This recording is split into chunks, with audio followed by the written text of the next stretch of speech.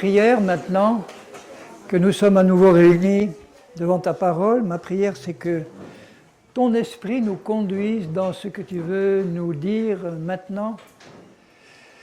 Alors, nous nous livrons à toi pour que ton esprit me dirige et nous dirige dans ta volonté pour nous cet après-midi. Seigneur, je sais que tu as un plan pour nous. Nous pouvons ne pas le connaître en détail, mais nous avons la confiance que tu vas nous y conduire par ton esprit. Et je sais que son plan, c'est de nous faire du bien. Vous voulez que Dieu vous fasse du bien? Oui, ça m'aurait beaucoup étonné qu'il y en ait qui aient dit non.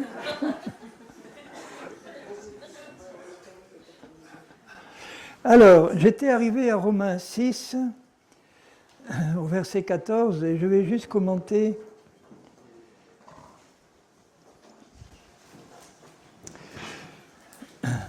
le verset 17, les quelques versets qui suivent, où il dit « Grâce soit rendue à Dieu de ce que, après avoir été esclave du péché, un esclave ne peut rien faire d'autre qu'être pieds et poings liés entre les mains de son maître. » Donc on était esclave du péché, maintenant vous êtes devenus, il parle au présent, remarquez, vous êtes devenus esclaves de la justice. Ça veut dire que maintenant que vous avez compris que vous êtes mort à la vie passée, né de nouveau dans le royaume de Dieu, à une vie nouvelle, maintenant vous êtes devenus fils et filles de Dieu qui en fait sont des esclaves d'amour de Dieu. Et le mot esclave ne doit plus faire peur à ce moment-là parce que nous avons un maître qui s'est donné à mort pour nous, qui a été l'exemple, qui est là pour nous aider. On est esclave de cœur et d'amour de celui qu'on aime, c'est-à-dire qu'on se donne entièrement à lui maintenant pour faire sa volonté, parce qu'on a compris qui nous sommes en lui maintenant. Donc on est vraiment esclave de la justice, si on a compris que Dieu a fait de nous quelqu'un de juste. Quelquefois, je parle avec des frères et sœurs et ils me disent « Oui, mes frères, il faut que tu comprennes que jusqu'à la fin de notre vie, nous aurons à lutter contre la chair parce que nous sommes des pécheurs. » Alors, je suis obligé de faire une petite correction et de dire « Non, nous ne sommes plus des pécheurs de nature, nous sommes des saints de nature qui peuvent encore pécher parce que dans leur âme, ils n'ont pas encore été entièrement purifiés, alors qu'auparavant, nous étions des pécheurs de nature qui essayaient de se comporter bien aussi bien qu'ils le pouvaient, mais sans y arriver vraiment pleinement. Avant, on était des pécheurs qui essayaient de se faire passer pour des petits saints. Maintenant, on est des saints de nature qui peuvent encore pécher, mais leur nature réelle et profonde a changé. Et c'est ça qu'il faut croire, qu'on n'est plus des pécheurs de nature, on est, par la grâce de Dieu, déjà dans notre esprit régénéré, on est des saints. Paul dit aux Corinthiens, vous les saints qui êtes à Corinthe, et après il leur dit, mais qu'est-ce que vous êtes charnels? Il y a au milieu de vous des péchés qui ne sont même pas commis dans le monde. Il ne leur dit pas, vous n'êtes pas nés de nouveau, vous êtes des mécréants. Il leur dit, vous êtes des saints, mais en fait vous ne le savez pas, ou vous ne savez pas comment faire passer cette sainteté dans votre vie pratique. Ça s'appelle la sanctification, ça s'appelle le perfectionnement des saints, ça s'appelle apprendre à marcher par l'esprit. Mais ça commence et ça continue par la foi. C'est par la foi en ce que Dieu dit que nous sommes, que nous pouvons progresser pour être concrètement ce que nous sommes déjà dedans. Nous sommes des saints en voie de sanctification, nous sommes des parfaits en voie de perfectionnement pratique. Nous sommes des parfaits dans l'esprit, en voie de perfectionnement pratique. Mais nous devons déjà nous considérer comme des saints parfaits dans l'esprit. Certains pourront nous dire « Ah mais tu es orgueilleux de penser ça. Quel orgueil de penser que tu es un saint, un parfait !» J'ai dit « Écoute, je ne fais que répéter ce que mon Dieu dit dans sa parole. Mais je ne vais pas non plus être aveugle à la manière dont je me comporte dans ma vie pratique. » Mais pour pouvoir changer ce que je suis dans ma vie pratique, il faut que je croie ce que je suis dans l'esprit de ce que Dieu a fait de moi par sa grâce. Donc je pense qu'à force de l'expliquer et de le répéter, ça va être intégré. Il dit au verset 17, je finis le verset 17. Grâce soit rendue à Dieu de ce que, après avoir été esclave du péché, donc pécheur de nature, vous avez obéi de cœur à la règle de doctrine dans laquelle vous avez été instruits. Il parle d'une doctrine dans laquelle il les a instruits. Or, Paul, on sait que la doctrine qu'il enseignait partout, c'était la doctrine de la croix. La croix, la croix. Qu'est-ce qui s'est passé à la croix? Qu'est-ce que vous êtes devenus en passant par la croix avec Jésus? Donc la doctrine qu'il expliquait, c'était la doctrine de Christ, c'était le cœur de l'Évangile, c'est-à-dire ce que Christ a fait pour nous et ce qu'il a fait de nous en lui. Ce qu'il a fait pour nous, c'était le rachat de nos péchés, la purification, etc. Ce qu'il a fait de nous en lui, c'est des êtres qui sont morts à leur vie passée et qui sont ressuscités à une vie nouvelle qu'ils ont besoin de découvrir. On a besoin de découvrir ce que nous sommes déjà. Ça paraît un peu bizarre, hein? C'est comme si vous, qui êtes alsacien ou français, vous allez émigrer aux États-Unis, vous prenez la nationalité américaine, vous avez besoin de découvrir que vous êtes maintenant un Américain et plus un Alsacien. Et ça prend du temps pour certains. C'est que leurs enfants ou leurs petits-enfants qui deviennent de vrais Américains parce qu'ils sont nés dedans maintenant.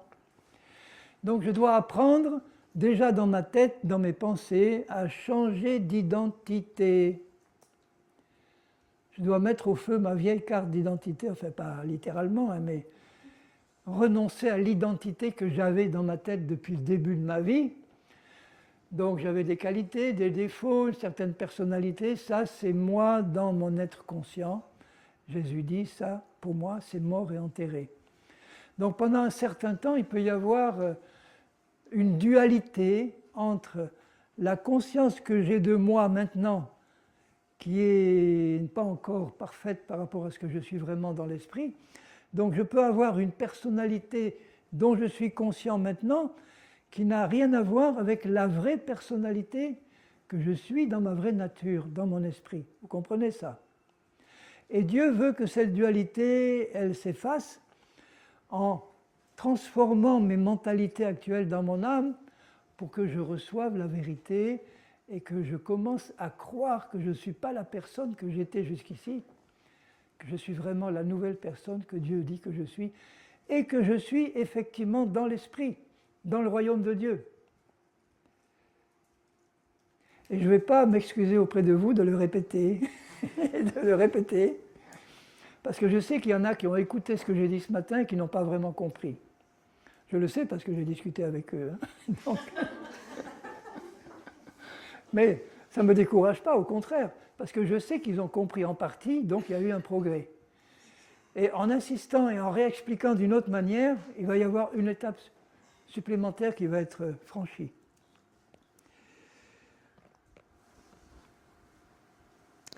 Alors, si je regarde au début du chapitre 7 de Romains, il va aborder une autre notion qui est aussi vraiment importante, c'est que, je lis le début, hein, « Ignorez-vous, frères, car je parle à des gens qui connaissent la loi », il parle de la loi de Dieu, c'est-à-dire de la volonté de Dieu, que la loi exerce son pouvoir sur l'homme aussi longtemps qu'il vit. La loi de Dieu exerce son pouvoir sur l'homme terrestre. Pour l'homme spirituel, il n'y a plus de loi de Dieu. La loi de Dieu n'existe que pour ceux qui sont sur la terre, là. Dans l'esprit, dans le ciel, il n'y a plus de loi. Chacun fonctionne naturellement dans la volonté de Dieu parce que c'est leur nature réelle qui, cette fois, peut s'épanouir sans problème. Les gens qui sont dans le ciel, les chrétiens qui sont dans le ciel, eh bien, ils ne sont pas obligés d'obéir à des lois. Jésus n'est pas là en train de le répéter chaque matin, il faut que tu fasses ci, il faut que tu ne fasses pas ça. C'est naturel. Dans leur vie, ils ne vont jamais rien faire quelque chose de contraire à la volonté de Dieu.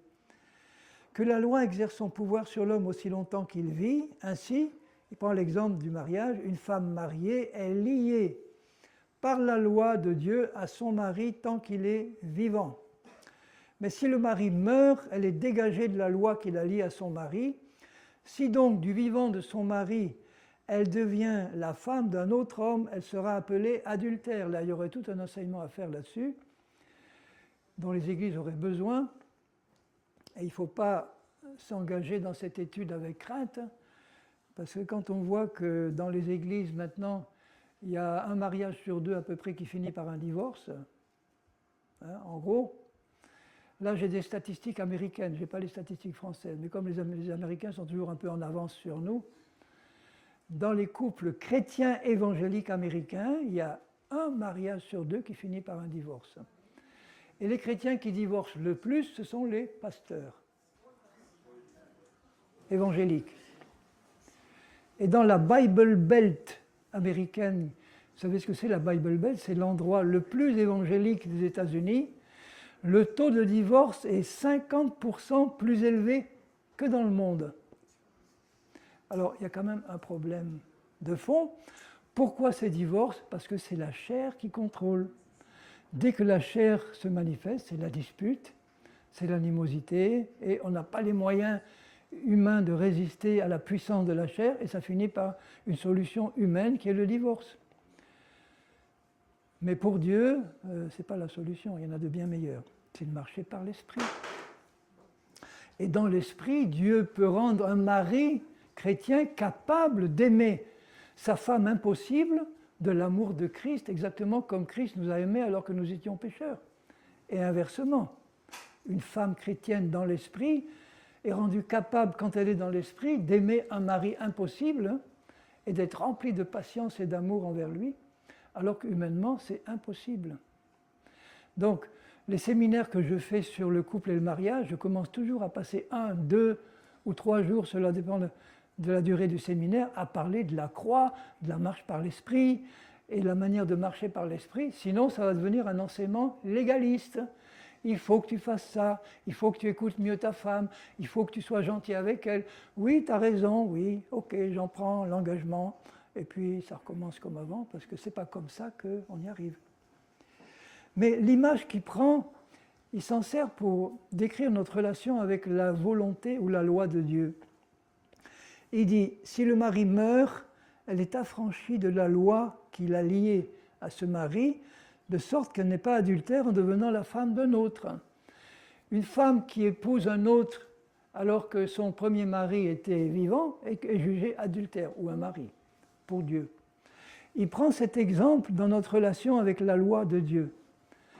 Donc, tant qu'on n'est pas dans l'esprit capable de manifester la volonté de Dieu naturellement, eh bien, on va rester dans la chair et là, on sera soumis à la loi de Dieu qui nous dira « fais ça, fais pas ça ». Parce que la loi de Dieu nous est donnée pour nous montrer quelle est la volonté de Dieu. Elle nous est donnée pour nous montrer la direction à prendre. Quand il nous dit par exemple « aimez vos ennemis, faites du bien à ceux qui vous font du mal et qui vous maltraitent », ça c'est la volonté de Dieu, c'est la loi de Christ, de Dieu. Mais si j'essaye d'obéir à cette loi comme les Juifs essayent d'obéir à la loi de Moïse, eh ben, je ne vais pas y arriver, ça va me frustrer et je vais baisser les bras. Je vais dire, mais Seigneur, tu me demandes une chose impossible. Tu me demandes d'aimer ceux qui me font du mal. Ah, là, non, Seigneur, là tu exagères. Ce n'est pas possible. J'ai essayé, j'ai tout mon cœur et je n'ai jamais réussi. Donc je dois comprendre comment.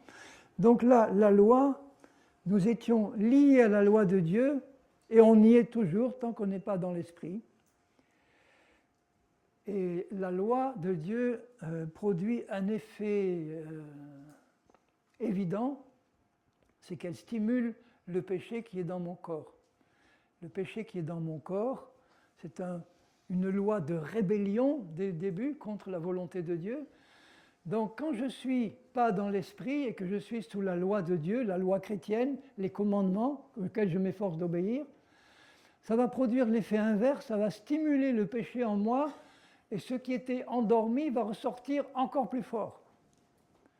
Et du coup, si je n'ai pas compris comment en sortir, je vais me culpabiliser, je vais être culpabilisé par l'ennemi, je vais baisser les bras, j'ai tout fait pour faire tout comme tu me le demandes, Seigneur, mais j'y arrive pas, ça ne marche pas.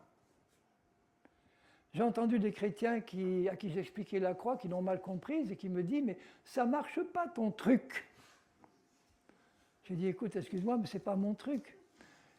reconnais que tu n'as pas compris peut-être, mais tu as essayé de le faire par tes propres forces, de crucifier ta chair en lui résistant et en luttant contre elle. Mais ce n'est pas en luttant contre elle que tu vas la faire mourir, tu vas la développer.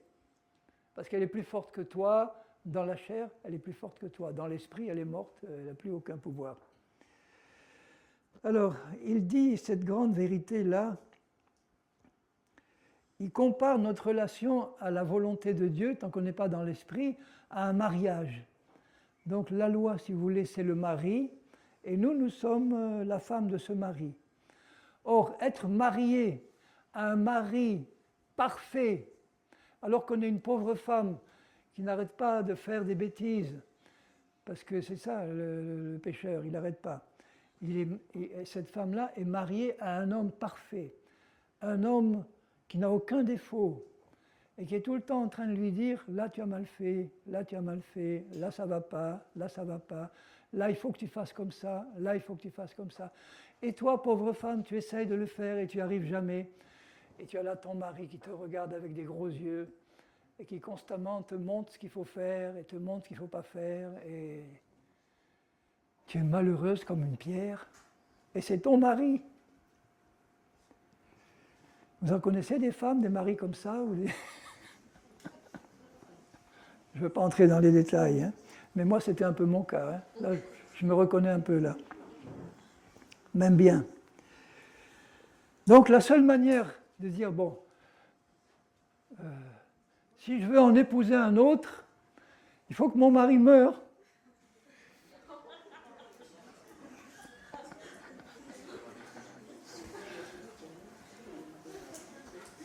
Mais le problème, c'est que la loi de Dieu ne peut pas mourir. La loi de Dieu est éternelle. Même la loi de Moïse, elle a été abolie pour nous, qui marchons par l'Esprit, mais elle existe toujours. Et ceux qui croient à la loi de Moïse, ils seront jugés par elle. Donc si je ne peux pas faire mourir la loi, eh bien, il n'y a qu'une autre solution, c'est que moi je meurs. Il faut que je meure et que je ressuscite. Là, je vais pouvoir me marier à un autre. C'est pour ça qu'il dit au verset 4, « De même, mes frères, vous aussi, vous avez été par le corps de Christ. » Ça s'est passé dans son corps. Il nous a fait rentrer dans son corps, donc la vieille femme, la femme qui était mariée à la loi, Dieu a vu que c'était impossible pour elle de s'améliorer, même avec le mari qu'elle avait. Impossible. Donc il l'a mise en Christ, il l'a faite mourir, et du coup elle est morte par rapport à la loi. Vous avez été par le corps de Christ mis à mort en ce qui concerne votre premier mari, la loi, pour que vous apparteniez à un autre, on sait qui c'est cet autre-là, Jésus, à celui qui est ressuscité des morts, afin que nous portions des fruits pour Dieu. Alors maintenant qu'il nous a fait mourir à la loi de Dieu, qui en elle-même est bonne, elle aurait été très bonne pour nous si nous avions été capables de lui obéir à 100%.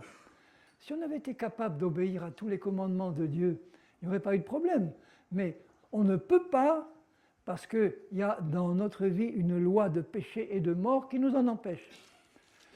Donc le chrétien qui est légaliste et religieux,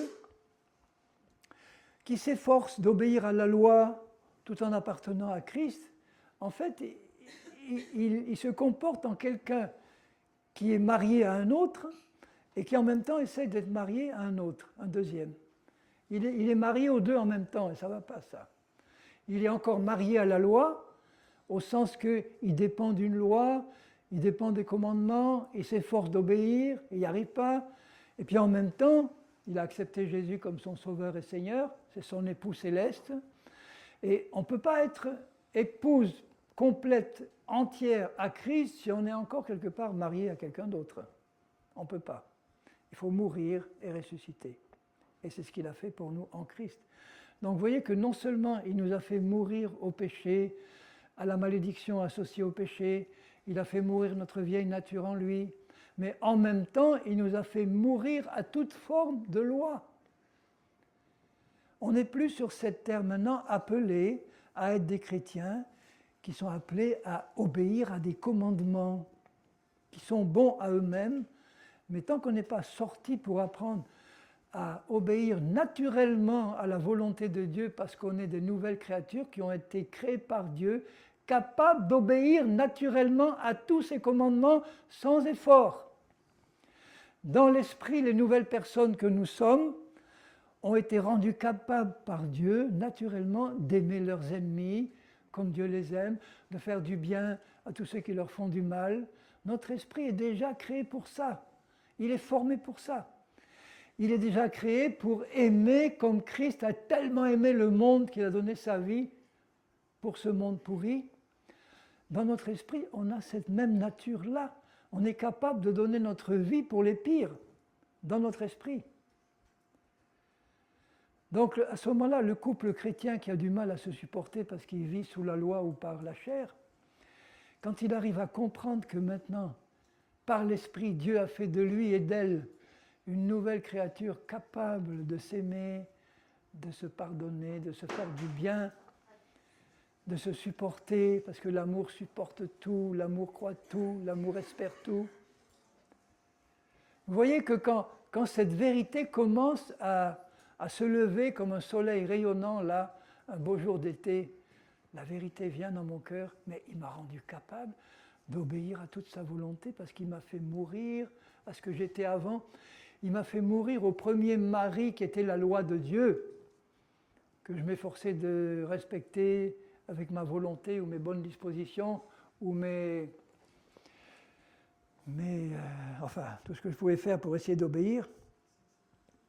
Mais en fait, je ne me rendais pas compte que le fait d'être confronté à la volonté de Dieu stimule en moi le péché qui habite dans mon corps et me pousse à faire des choses pires que d'autres que quand je ne connaissais pas la loi. C'est pour ça que je disais que les plus malheureux des hommes aujourd'hui, ce sont les juifs religieux qui sont confrontés à la loi, qui passent leur vie à l'étudier, à essayer de la pratiquer et qui n'y arrivent pas. Et au lieu de se dire « il faut qu'on passe à autre chose, parce qu'on est honnête, on n'y arrive pas, il y a quelque chose qui ne va pas. Il faut qu'on passe à la grâce et à autre chose. » Je vous le disais la dernière fois, peut-être qu'un de mes amis juifs d'Israël avec qui j'ai travaillé pour des groupes de visite en Israël, je voulais travailler avec des juifs pour avoir l'occasion de leur donner témoignage. Il m'amène dans sa synagogue, il me montre tout là, le Talmud en 25 volumes, c'est-à-dire il y avait une phrase d'un prophète commentée par 10 sages, et vous avez 10 pages de commentaires de un verset, et ce n'est pas le verset qui compte pour eux, c'est les commentaires des sages. Alors je lui ai dit, écoute David, j'allais dire mon frère, écoute David, sois honnête, est-ce que vous, juifs, religieux, vous arrivez à respecter toute la loi de Moïse? Mais non, on ne peut pas. Mais non, d'abord parce que le temple n'est pas reconstruit, on ne peut plus faire de sacrifices, etc. Mais même, non, on ne peut pas. Il me dit, mais on fait ce qu'on peut. Donc le fait de dire ça, pour moi, c'était l'aveu qu'ils avaient besoin de la grâce de Dieu. On fait ce qu'on peut et on compte sur le fait que Dieu nous fera grâce quand même. On n'arrive pas à tout faire. Mais ils sont profondément malheureux de ne pas pouvoir obéir à cette loi de Dieu qui est sacrée et sainte et qui stimule en plus le péché. Parce que je crois qu'un des pays où le péché est le plus répandu, c'est le pays d'Israël. C'est là qu'il y a le plus d'homosexuels, de pervers et d'autres. Pourquoi? Parce que la loi produit le péché. Il le dit là, au verset 6. Mais maintenant, nous avons été dégagés de la loi de Dieu, étant morts à cette loi sous laquelle nous étions retenus. Oh, j'ai envie de m'asseoir un peu. Ça va? Vous m'entendez? Il n'y a pas de raison que vous soyez tous assis et moi debout. Hein. Non, je vais me relever, s'il y en a qui ne me voient plus, au moins vous m'entendez. Hein. Donc regardez le verset 6. Nous avons été dégagés de la loi de Dieu, étant morts à cette loi sous laquelle nous étions retenus, en sorte que nous servons maintenant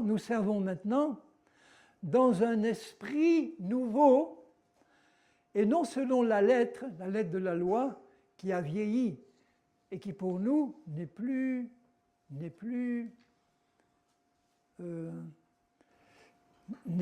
nécessaire à respecter pour nous, chrétiens. Alors que dirons-nous donc? Est-ce que la loi est-elle péché? La loi en elle-même? Non, loin de là.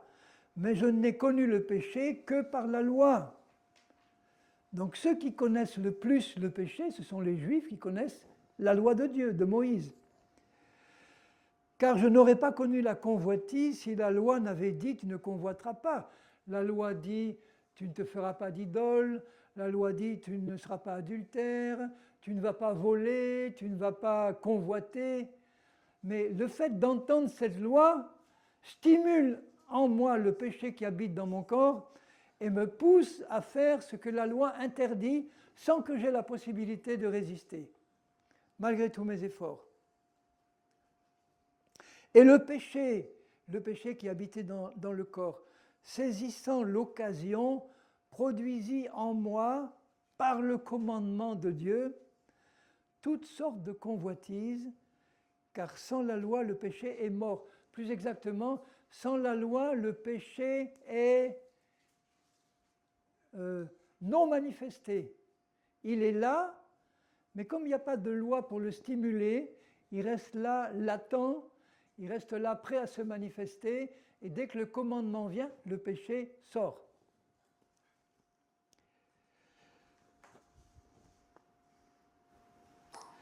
Pour moi, étant autrefois sans loi, je vivais, mais quand le commandement vint, le péché reprit vie en moi, il était là, mais il a jailli, et moi, je mourus. Vous voyez ce qu'il dit là? J'ai une question. Je me lève. Le péché, par exemple, Sodome et Gomorrhe, il n'y avait pas de loi. Donc l'absence de loi ne fait pas pour autant l'homme ne pêche pas et il produit pas le péché. Non, il l'expliquait un peu plus haut, il dit, tant que la loi de Moïse n'était pas arrivée, le péché conduisait tous les hommes à la mort, mais il n'était pas puni comme il aurait dû l'être, parce qu'il n'y avait pas la loi. Il n'était pas imputé, il n'était pas puni par Dieu, alors que maintenant que la loi est révélée, là maintenant la justice de Dieu s'exerce. Ça ne veut pas dire que sans loi, tout le monde était sauvé, puisque le péché qui était dans le corps poussait tout le monde à la mort spirituelle. Mais sur la terre, en tout cas, le péché n'était pas imputé comme il aurait dû l'être parce qu'il n'y avait pas de loi.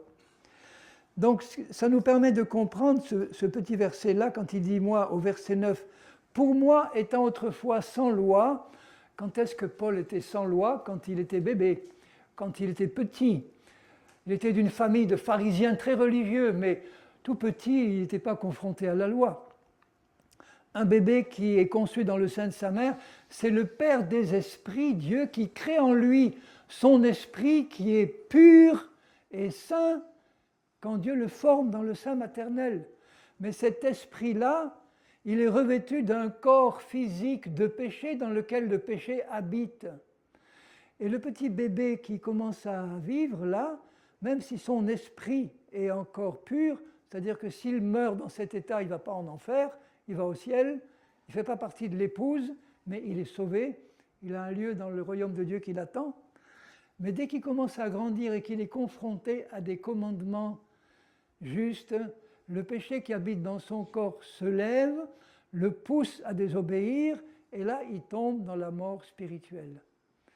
Et c'est là qu'il a besoin d'une nouvelle naissance. C'est pour ça qu'il dit, moi, étant autrefois sans loi, je vivais, il ne parle pas de sa vie physique, il parle de sa vie spirituelle. Et quand le commandement vint, le péché s'est manifesté dans ma vie, et moi je mourus. Il ne parle pas de la mort physique, puisqu'il était vivant quand il parle de ça. Il parle de la mort spirituelle. Et il est mort, nous tous, nous sommes morts à un moment donné. À quel âge? 3, 4, 5, 6, 7 ans, ça dépend des enfants. Nous sommes tombés dans la mort spirituelle quand on a été vraiment conscient qu'on a désobéi et qu'on a enfreint une loi, un commandement juste. On l'a enfreint, on le sait, on est tombé dans la mort spirituelle. Et là, on a besoin maintenant d'une nouvelle naissance en Christ. Alors vous comprenez l'utilité de la loi. L'utilité de la loi, ça a été de stimuler le péché latent pour le faire sortir et le manifester, et montrer à celui qui pêche qu'il a besoin d'être délivré de cet esclavage-là, qui se manifeste dans sa vie et qui produit la mort, et puis la mort éternelle. La loi est donc sainte, le commandement est saint, juste et bon. Ce qui est bon, la loi de Dieu a-t-elle été pour moi une cause de mort? Non, pas en elle-même. Mais c'est le péché qui s'est manifesté en entendant la loi de Dieu et qui s'est manifesté comme péché en me donnant la mort par ce qui est bon, c'est-à-dire le commandement de Dieu. Finalement, au lieu de produire la vie qu'il aurait pu produire si j'avais pu être capable d'obéir, maintenant, il a stimulé le péché qui était en moi, qui a produit la désobéissance et la mort. Et maintenant, ce qui est bon a produit la mort en moi. Ah, donc, il faut en sortir de là. Vous voyez que les églises chrétiennes qui sont les plus légalistes, où on n'arrête pas de leur asséner des commandements, fais ci, fais pas ça, il faut faire ça, il ne faut pas faire ça. Donc, l'apparence peut être très bonne, mais en fait, cette loi-là produit, stimule des péchés cachés qui se produisent en dehors, évidemment, des réunions. Les églises légalistes sont celles où le péché caché est le plus répandu. Il y a une apparence, mais la réalité qui est derrière, ce n'est pas ça. D'un autre côté, les églises où on laisse la liberté à la chair de s'exprimer, ce n'est pas mieux non plus. Mais ça, bon, disons, ça les culpabilise peut-être moins parce qu'ils laissent sortir tout ce qu'ils ont envie de sortir, mais ce n'est pas la solution, ce n'est pas à ça qu'on est appelé. Soit à rester dans un carcan de loi. La loi est nécessaire pendant un temps, tant qu'on n'a pas compris comment entrer dans la grâce. C'est pour ça que des tout petits enfants ont besoin d'un cadre ferme, pas d'une loi tyrannique, mais d'un certain nombre de commandements qui leur montrent la direction à suivre.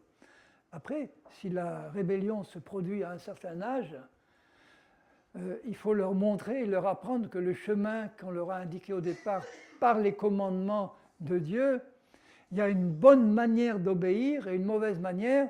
La mauvaise, c'est d'obéir en s'imposant des commandements légalistes, qu'on n'y arrive pas, et la bonne, c'est d'entrer dans la vie de l'esprit qui nous permet d'obéir naturellement à ce que Dieu nous commande. Vous suivez? Ça vous intéresse? Bon.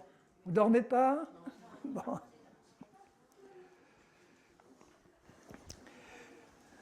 Au verset 14, il dit « Nous savons que la loi de Dieu, elle est spirituelle, hein, mais moi, je suis charnel, vendu au péché. » Qui est-ce qui peut raisonner comme ça? Bon, il peut raisonner comme ça en tant que juif religieux non converti. Un chrétien qui se comporte de manière charnelle, il va se comporter en gros comme quelqu'un qui n'est pas converti, dans beaucoup de domaines. Hein. Puisque la chair du chrétien, c'est la même que la chair du païen. C'est une puissance de péché et de mort qui habite dans le corps de tous les hommes. Mais là, je pense que quand il dit ça, quand il pousse ce cri-là, je pense qu'il pouvait être né de nouveau par la foi en Christ, mais qu'il n'avait pas encore reçu la révélation de la manière dont il pouvait se débarrasser de ce contrôle de la chair-là. C'est pour ça qu'il dit, je sais que les commandements de Dieu, la loi de Dieu, elle est bonne, mais moi, je suis charnel. C'est un moment de sa vie. On peut le dire, nous, en tant que chrétiens, oui, Seigneur, je suis charnel, j'y arrive pas. Je suis vendu au péché. J'arrive pas à en sortir de cet esclavage. Il était vendu comme un esclave était vendu à son maître. Hein. Mon maître, c'est le péché, je suis esclave, j'y arrive pas. Car je ne sais pas ce que je fais, je ne fais pas ce que je veux, je fais ce que je hais. Or, si je fais ce que je ne veux pas faire, je reconnais par là que la loi de Dieu, elle est bonne, les commandements. Et maintenant, ce n'est plus moi qui le fais, le mal que je fais, c'est le péché qui habite en moi. Alors si j'avais eu Paul en face de moi à ce moment-là, s'il me dit, tu sais Henri, je réalise qu'il y a le péché qui habite en moi. Je lui aurais dit, de quel moi tu parles, Paul? Ce n'est pas ton nouveau moi, ta nouvelle nature que tu as reçue en Christ. Cette nouvelle nature-là, elle n'a pas le péché en elle. L'esprit nouveau que j'ai reçu, c'est en moi dans mon âme ou dans mon corps que je rencontre qu'il y a une puissance qui s'oppose à la volonté de Dieu. Et d'ailleurs, il le comprend par la suite, il dit « Ce qui est bon, je le sais, n'habite pas en moi, c'est-à-dire dans ma chair, dans mon corps. » Dieu lui a révélé quelque chose d'extraordinaire à Paul, que le péché, maintenant que nous sommes chrétiens, nés de nouveau, le péché n'habite plus dans notre esprit, il est fixé dans notre corps physique là, et comme c'est une puissance de péché qui a des pensées, qui a des désirs, qui a des émotions, qui a des volontés, elle essaye d'introduire ces pensées, ces émotions, ces volontés dans notre âme, pour que notre âme soit contaminée par tout ce qui vient de la chair qui habite dans notre corps, et qu'une fois qu'on l'a reçu dans notre âme, on va le manifester dans nos paroles et dans nos comportements. Ça, il le sait très bien, l'ennemi. Donc Paul avait compris ça, il dit « J'ai la volonté, mais pas le pouvoir de faire le bien. Je fais le bien, je ne fais pas le bien que je veux, et je fais le mal que je ne veux pas.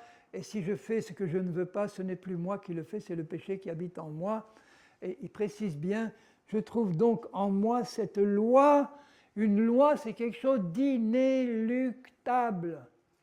Une loi, on ne peut pas lutter contre elle, sauf en faisant intervenir une autre loi plus forte.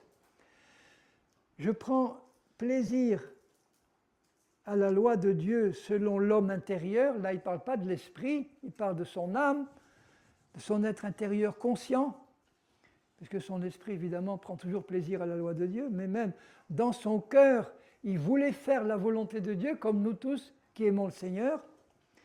Mais je vois dans mes membres, alors ça, beaucoup de chrétiens n'ont pas compris que le problème se trouve dans leur corps, dans leurs membres.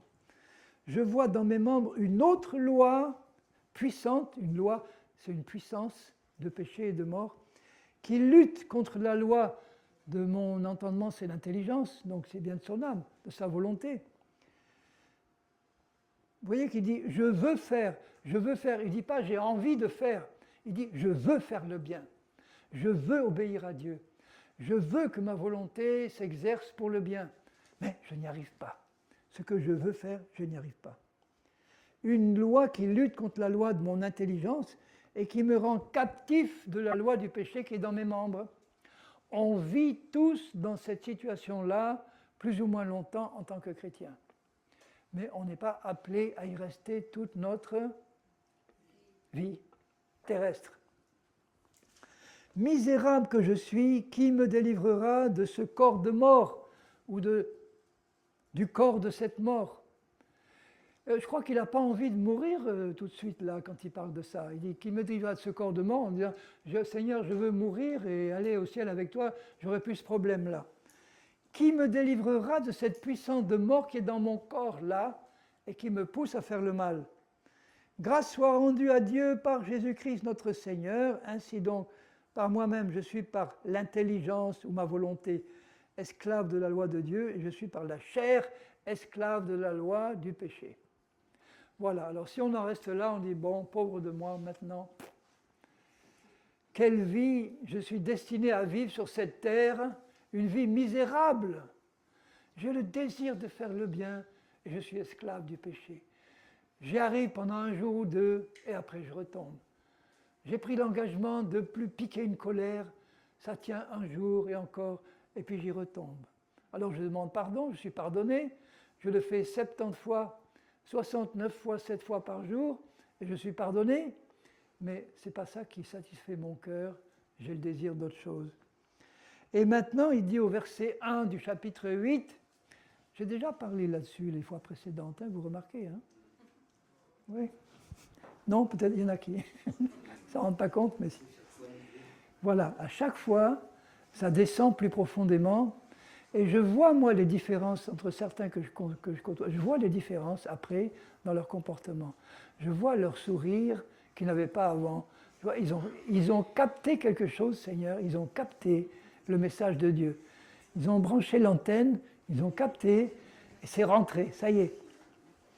Il n'y a donc maintenant aucune condamnation. Il parle de condamnation, hein. Il ne parle pas de perdition. Condamnation pour ceux qui sont en Jésus-Christ, qui marchent non selon la chair, mais selon l'esprit. Vous voyez l'importance qu'il y a d'apprendre de Dieu à marcher par l'esprit. Si vous avez une prière à faire, hein, dites Seigneur, je veux apprendre de toi à marcher par l'esprit. Et apprendre à marcher de manière permanente, de mieux en mieux, toujours mieux. Le Seigneur n'est pas là pour me culpabiliser ou me décourager quand je chute, quand je fais une chute dans la chair ou quand je laisse la chair me contrôler. Avec sa grâce et sa compassion, il fait la lumière en moi. Il attend que je réalise que son sang suffit à me purifier. Quand j'ai reconnu là ce que j'avais fait, son sang me purifie tout de suite. Et il me dit maintenant, écoute chérie, mon chéri, ma chérie, on va reprendre l'apprentissage ensemble, bien. Remets-toi sur les rails, on va apprendre l'apprentissage à nouveau. La loi de l'esprit de vie en Jésus-Christ m'a libéré, affranchi. C'est des termes d'esclavage, ça. L'esclave qui était affranchi pouvait devenir le fils adoptif de son maître. Il y a des esclaves affranchis qui sont devenus empereurs romains. M'a affranchi de la loi du péché et de la mort. Donc regardez le tableau. Dans mon corps, il y a une loi de péché et de mort qui jusque-là m'avait rendu esclave du péché. Je n'avais pas compris comment sortir de cet esclavage. Maintenant, il me dit, il y a une autre loi qui est la loi de l'esprit de vie en Jésus qui t'a libéré. Qui t'a libéré, pas qui te libérera peut-être un jour, qui t'a libéré maintenant au présent, au passé, c'est fait, de la loi du péché et de la mort, c'est-à-dire c'est la définition de la chair. La chair, c'est une loi ou une puissance de péché et de mort qui habite dans notre corps physique.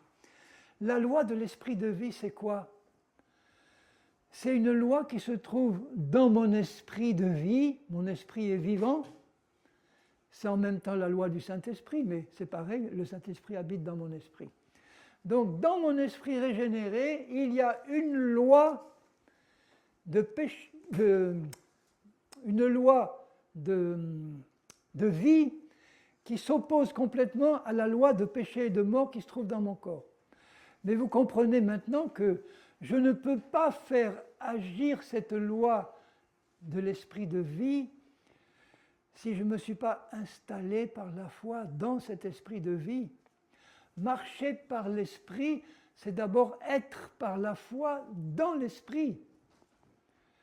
Avoir occupé par la foi ma nouvelle identité spirituelle. J'ai déménagé par la foi dans l'esprit.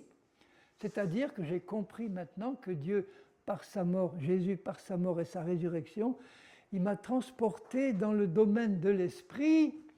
Il m'a donné un esprit qui, en lui, possède une loi d'esprit de vie qui fonctionne toute seule. Une loi, ça fonctionne tout seul. Il n'y a pas d'effort pour manifester une loi. La loi de la gravité, vous n'avez pas besoin de jeûner pendant 40 jours pour la faire fonctionner. Elle fonctionne toute seule. La loi du péché et de la mort, elle fonctionne toute seule. On ne peut pas essayer de lutter avec nos propres forces contre la loi de la gravité ou contre la loi du péché. Mais si vous faites fonctionner par la foi la loi de l'esprit de vie, naturellement, vous allez être complètement libéré de la loi du péché et de la mort parce que c'est une loi plus forte que celle du péché et de la mort. Elle produit naturellement le fruit de l'esprit qui est en Christ et qui est dans mon esprit. Et comment? Uniquement par la foi. Par la foi.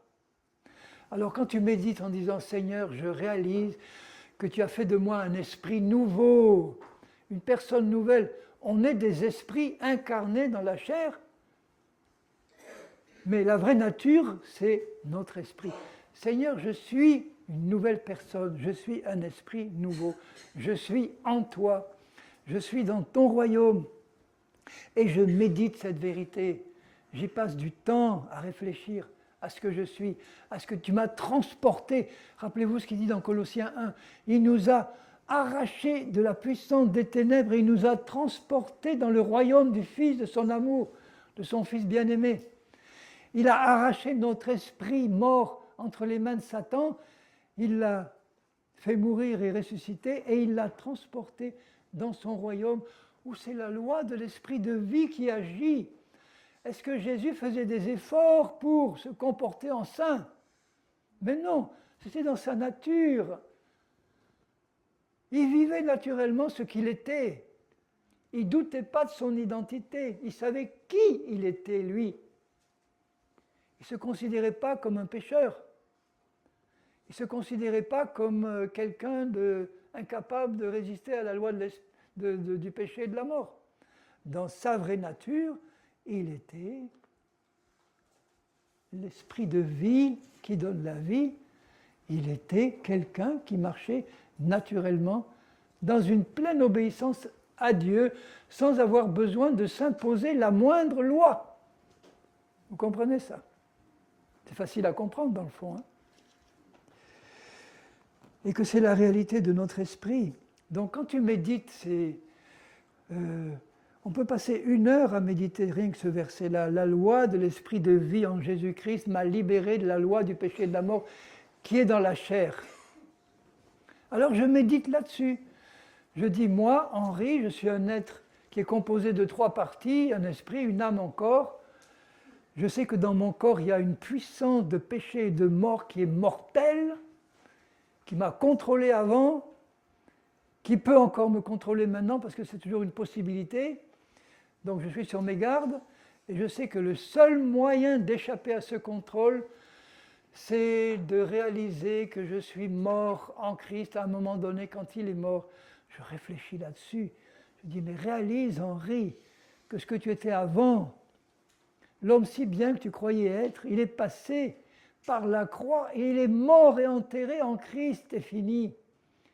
Il a fait de toi un homme nouveau, semblable à Jésus. Alléluia. Au début, je me disais, mais c'est vrai ça, Seigneur, c'est vrai? Mais oui, c'est vrai, Bourrique. C'est vrai. Il n'y a pas d'autre vérité que ça. Il a fait de toi une fille de Dieu splendide, un fils de Dieu magnifique. C'est lui qui l'a créé. Et dans cette vie nouvelle que tu as dans ton esprit de vie, là, il dit, le corps, il est mort, il est vrai, est mort à cause du péché, mais l'esprit est vie. Mon esprit est vie, il est vivant, il vit en Christ. Mon esprit est vie à cause de la justice. Mon esprit est justice de Dieu. Maintenant, je ne dis plus mon esprit, je dis moi. Parce que si je dis mon esprit, c'est un peu quelque chose qui est extérieur à moi. Maintenant, je suis dans ma vraie personne, justice de Dieu en Christ. Je suis dans ma vraie personne, libéré de la loi du péché et de la mort. Je suis dans ma vraie personne quelqu'un à qui Dieu a donné par sa grâce le pouvoir de devenir un fils de Dieu, un enfant de Dieu, qui a reçu dans cette qualité d'enfant de Dieu la possibilité de faire agir naturellement une loi d'esprit de vie qui va produire l'amour, la joie, la paix, la patience, la bonté, la miséricorde, la nature de Jésus. Alléluia. Je l'ai cette vie-là. Tu l'as dans ton esprit. Dans ton esprit, dans ta nouvelle nature, il y a la réponse à tous tes problèmes que tu pouvais vivre là quand tu étais encore dans la chair. Il y a des chrétiens qui m'ont dit, moi, oui, je sais que je suis né de nouveau, mais je suis lié encore par l'alcool, je suis lié par des tocs, je suis lié par des phobies, je suis lié par ça, et je n'arrive pas à en sortir. Et pourtant, j'ai fait prier tous les grands pasteurs du coin. Ils ont tous prié pour moi, et ça n'a rien changé. Mais que faire alors? Et en quelques mots, je leur explique, et je dis, écoute, est-ce que Jésus avait des phobies? Est-ce que Jésus avait des tocs? Est-ce que Jésus avait des angoisses? Est-ce que Jésus avait des craintes? Ah non, non, non. Eh bien, il a fait de toi, dans ton esprit, une personne semblable qui n'a pas toutes ces choses. Donc ta vraie nature n'a pas de toc, ta vraie nature n'a pas de phobie, ta vraie nature n'a pas de lien Ta vraie nature n'est pas liée à l'alcool ou au sexe ou à l'impureté ou à tout ce que tu veux, à la drogue ou tout ce qu'on peut nommer dans la chair. Ta vraie nature a échappé à tout ça. Elle est liée à Dieu. Et je ne dirais pas qu'elle est condamnée à manifester la vie de Dieu, mais c'est sa nature. Elle est créée pour manifester tout ce que Dieu est. Et ça ne se déclenche en toi que quand tu le sais, que tu sais, que tu sais, que tu sais, que tu sais, avec la même certitude que tu sais maintenant que tu es sauvé, malgré toutes les imperfections que tu peux avoir. Si je te pose la question, est-ce que tu sais que tu es sauvé? Il y a encore des chrétiens qui me disent, j'ai encore des doutes, je ne suis pas sûr. Alors là, je les ramène sur la parole, jusqu'au point où ils savent qu'ils sont sauvés, que s'ils meurent maintenant, ils savent où ils vont, et qu'ils ne sont pas destinés à se vautrer dans le péché sans avoir aucune envie d'en sortir. Non, non, ce n'est pas leur nature. Ils savent qu'ils ont des imperfections, des problèmes, mais ils savent qu'ils sont sauvés, qu'ils ont la vie éternelle maintenant, pas future. Et de la même manière que maintenant, si tu sais que tu es sauvé, tu sais que tu es enfant de Dieu, tu sais que tu as le salut, tu dois savoir que tu es maintenant, tu dois savoir que tu es une nouvelle personne à l'image de Jésus, capable de manifester tout ce qu'il est lui. Quand Jésus dit « Ceux qui croient en moi feront aussi les mêmes choses que moi et ils en feront de plus grandes », ça prouve bien qu'il voulait leur montrer que ses disciples, il leur a donné la même nature que la sienne. Parce qu'on ne peut pas faire les mêmes choses que Jésus. Il n'y a pas que les miracles et les guérisons et les résurrections. Il y a tout ce qu'il a accompli comme œuvre bonne. Les paroles d'encouragement, les paroles merveilleuses qu'il donnait. Les œuvres magnifiques qu'il accomplissait, en faisant du bien partout où il était, ces œuvres-là. Il dit, tu les feras comme moi, et même de plus grandes encore, parce que maintenant que l'Esprit est répandu, on peut faire beaucoup plus de choses que quand il n'était pas répandu. Tu as sa nature. Tu peux faire les mêmes choses que lui. Il faut commencer à le croire. Si tu ne le crois pas, ça ne va jamais se réaliser. C'est que par la foi. Et pour commencer à croire ça, il faut arrêter de croire que je ne pouvais pas le faire. Parce que c'est un mensonge. Alors Seigneur, donne-moi d'enfoncer encore un peu le clou, sans douleur.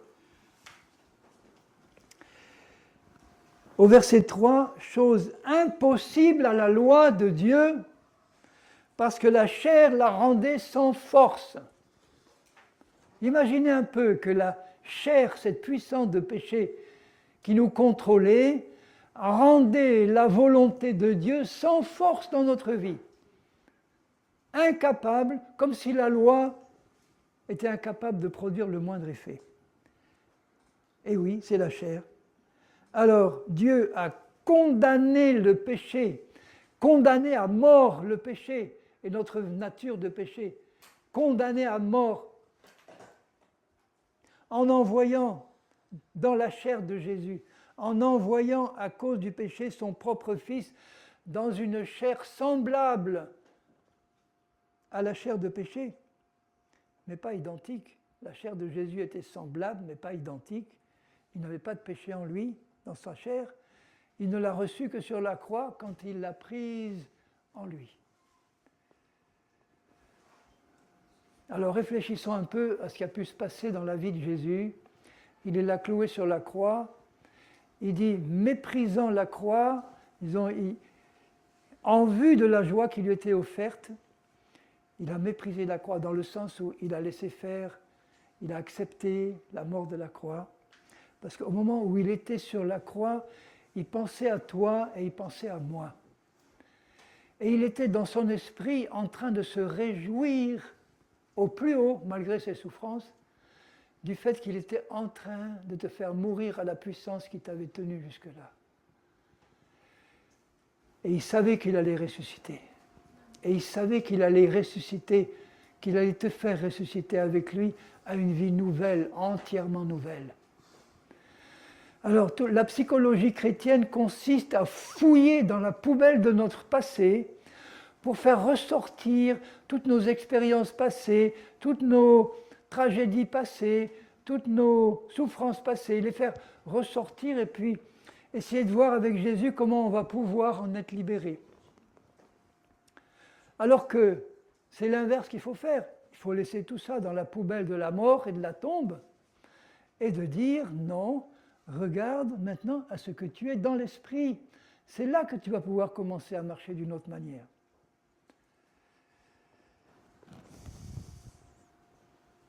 Alors, il a envoyé son Fils dans une chair semblable à celle du péché pour que la justice de la loi, c'est-à-dire la justice qui aurait pu être obtenue si j'avais obéi à la loi, ce qui est impossible, soit accomplie maintenant en nous, c'est-à-dire que nous devenions parfaitement justes uniquement parce que nous marchons non selon la chair, mais selon l'esprit.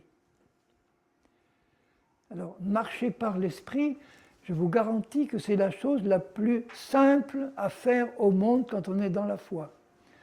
Parce que Christ a fait la chose la plus difficile, lui. Il a tout accompli pour faire mourir le péché, pour nous faire mourir au péché, pour nous faire mourir nous. C'est lui qui a fait le plus dur. Et maintenant, il nous fait le cadeau. Il dit, voilà, maintenant, j'ai expié, j'ai fait mourir tout ton passé, depuis Adam jusqu'à toi. Tout ce que tes ancêtres ont pu accumuler sur ta vie d'hérédité, de péché, d'impureté, de mensonges, auxquels se sont ajoutés tous tes péchés à toi, j'ai pris tout ça sur moi et je l'ai fait mourir. Lui qui a pris lui-même dans son corps sur le bois nos péchés, dit 1 Pierre 2, 24, lisez-le avec moi.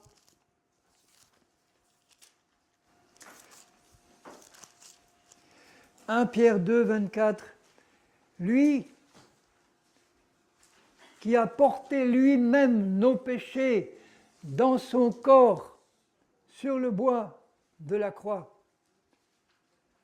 afin que, étant mort au péché, vous voyez que le fait de prendre tous nos péchés dans son corps sur le bois de la croix, revient à nous faire mourir au péché puisqu'il a ôté tous les péchés de notre vie. Les péchés de notre vie appartiennent maintenant à une autre dimension. Et en plus, il nous a ressuscités à une vie nouvelle dans laquelle le péché n'a pas accès. Afin qu'étant morts au péché, eh bien, nous vivions pour la justice. Nous laissons la justice se manifester dans notre vie par la foi. C'est ça, marcher par l'esprit. Je te garantis une chose, mon frère, ma sœur, que si tu commences à croire que Dieu a fait de toi une sainte, un saint, juste comme Jésus, pur comme Jésus, parfait comme Jésus, et que tu oses le croire, tu vas commencer à te comporter comme ce que tu crois. Exactement. Alors que si tu crois que tu es un pauvre pécheur pourri, sauvé par grâce, merci Seigneur, eh bien, tu vas continuer à te comporter comme un pécheur pourri que tu crois être. Donc le diable va tout faire pour te persuader que tu es encore un pécheur. Le Saint-Esprit n'est pas là pour nous persuader que nous sommes des pécheurs. C'est le diable qui essaie de nous persuader que nous sommes des pécheurs.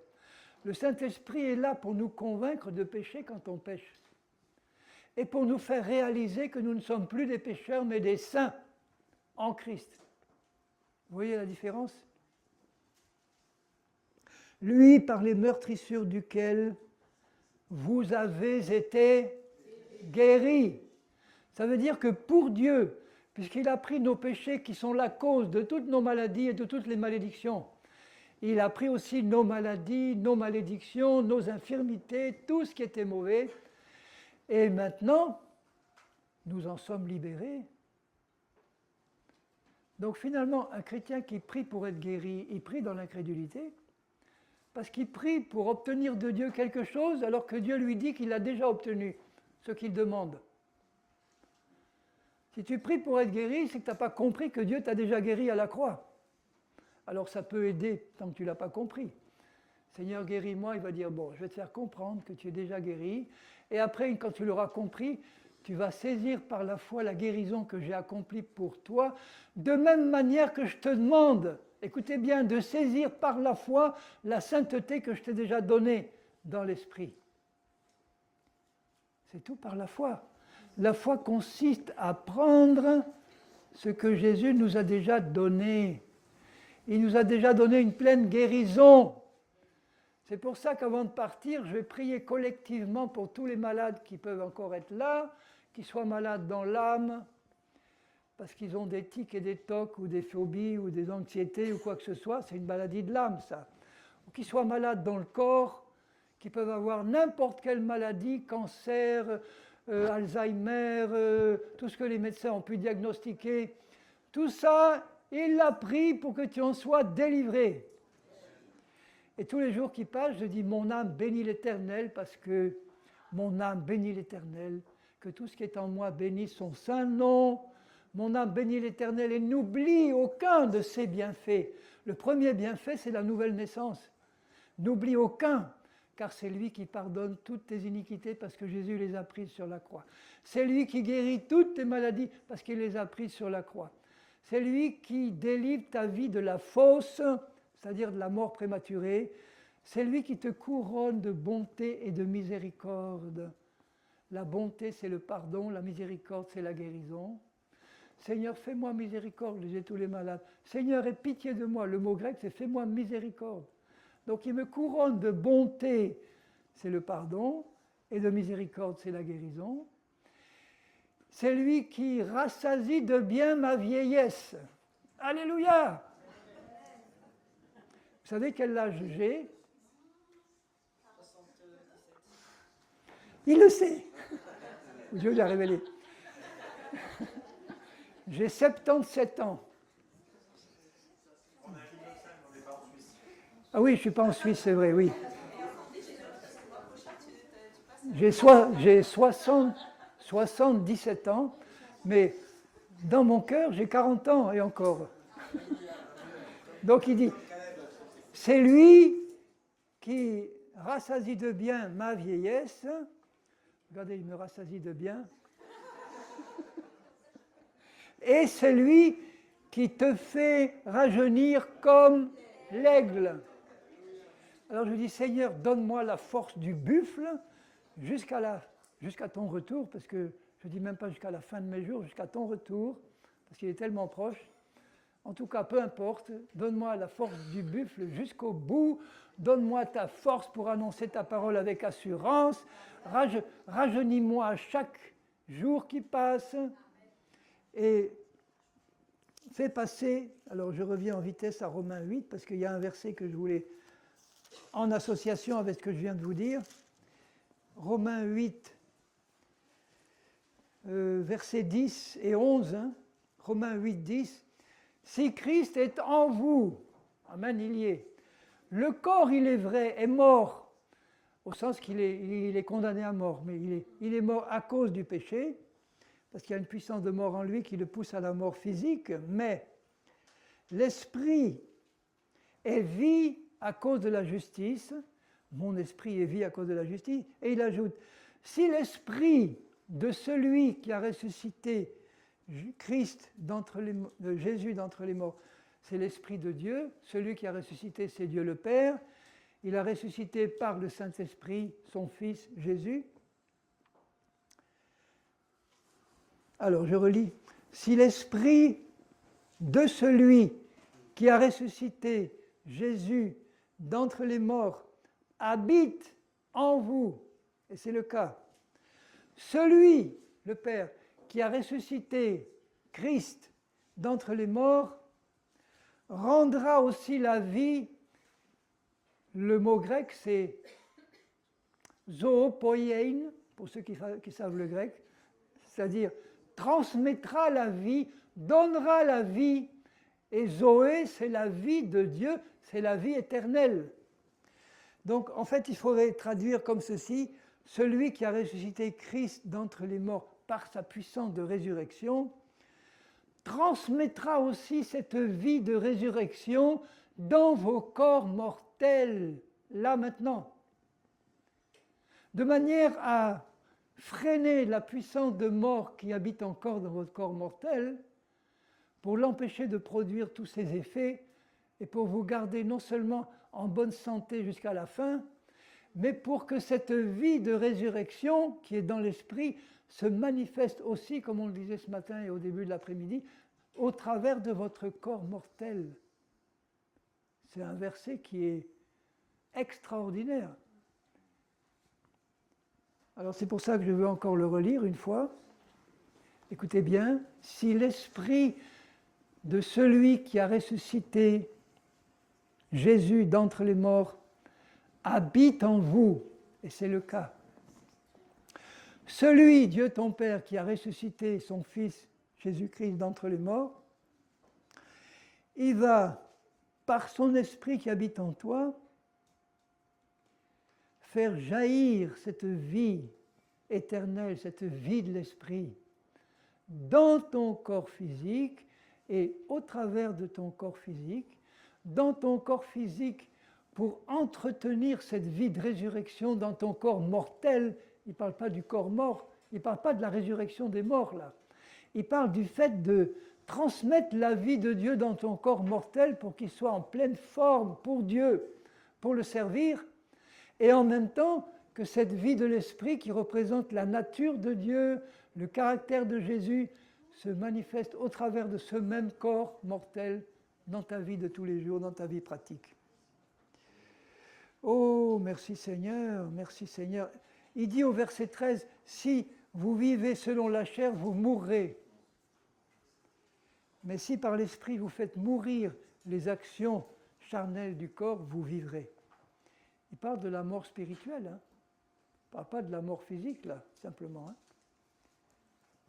Le chrétien qui se vautre dans la chair et qui n'a pas cette réaction de Paul, « Misérable que je suis, Seigneur, je veux en sortir, j'y arrive pas, montre-moi la sortie, Seigneur. » Il va lui montrer. Le chrétien qui dirait « Oh, moi je suis charnel, mais tout le monde l'est dans l'église autour de moi aujourd'hui, c'est normal, il n'y a pas de problème, je suis sous la grâce, je reste dans le péché, dans la chair, il va toujours... » Ben, celui-là, il va à la mort. Il va à la mort spirituelle. Parce qu'il se prive de la grâce de Dieu manifestée en Jésus. Ne vous privez pas de la grâce de Dieu manifestée en Jésus. La grâce de Dieu est une puissance, c'est la nature même de Dieu qui vous permet de rester dans la volonté de notre Dieu.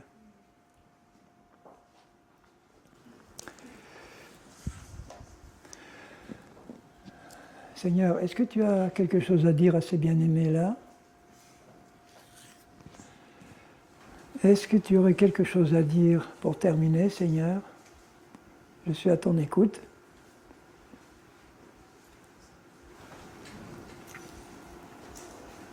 Pas de réponse, donc c'est bon. Ce qu'on va faire, ce que je vous propose de faire, c'est de passer un moment ensemble, là maintenant, à prier.